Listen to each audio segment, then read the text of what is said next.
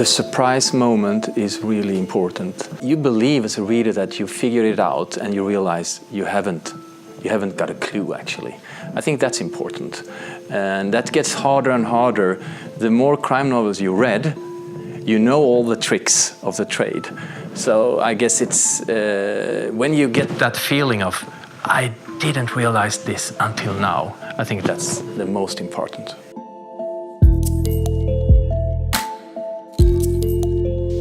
Me ha interesado de la novela la rivalidad, la competencia, las fricciones que hay entre los departamentos de investigación criminal de Suecia y de Dinamarca.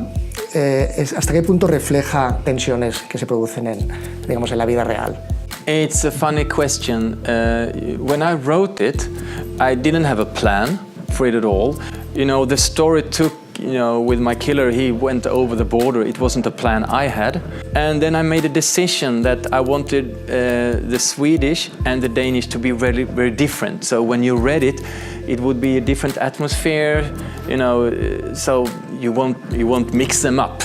Where are we in Sweden or are we in Denmark? Then it just, with this boss, this Danish boss, it just felt natural that they didn't want to help the Swedes. Just to make conflict, it made the story better, and so I just invented it. But then I let a police officer read the whole novel before it was released to see if there are any big mistakes, And he said, I've been working on the Swedish side, it's exactly like that. Se ha dicho bastante, pero yo creo que la sociedad sueca, obviamente para el lector, digamos, de la zona mediterránea, es una sociedad muy diferente a priori que la nuestra, muy marcada por el clima, por el tipo de horarios. Se ha presentado también como una sociedad muy ideal, ¿no? Con un gran estado de bienestar. La novela negra ha desmontado ese mito, lo cual sorprendió muchísimo. Luego, obviamente, todo fenómeno necesita también un mascarón de proa, alguien del que tirar, y estuvo el fenómeno de Henning Mankell, que abrió camino. Esto es fundamental, hay siempre un motor. Y luego llegó obviamente el caso de Stieg Larsson, que dio un paso más allá, ya se convirtió en un fenómeno global. Ha habido un abuso, ahora se traduce todo. Se ha de reinventar de alguna manera el thriller sueco, cosa que yo creo que usted ha hecho. Le quería preguntar si escribir bajo la sombra de Henning Mankell y de Stieg Larsson, cuánto tiene de acicate, cuánto tiene de losa, y si realmente se pudo escribir novela negra sueca de la misma manera después de estos dos grandes referentes.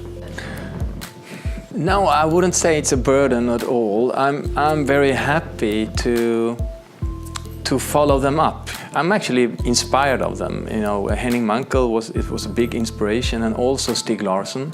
When I read the first Stieg Larsson novel, it was like, oh my God, can you do this? I mean, you really felt that he had so much fun writing this. Before him, everyone was so serious. It was about reality. How is it in reality? And this was more like, fantasy. And Lisbeth Salander, she got rich in the end, but he added like 2 zeros more because that was more fun. Instead of millions, it was billions. And I kind of loved that, why not go extra large? If he can do that, then I can actually write this story that is a bit larger than life. Because I think before Stieg Larsson, no one would have touched this story because it's, no, you can't have that many victims, it's too much, it's not believable. Now it's like, okay, if it's a good story, it's a good story.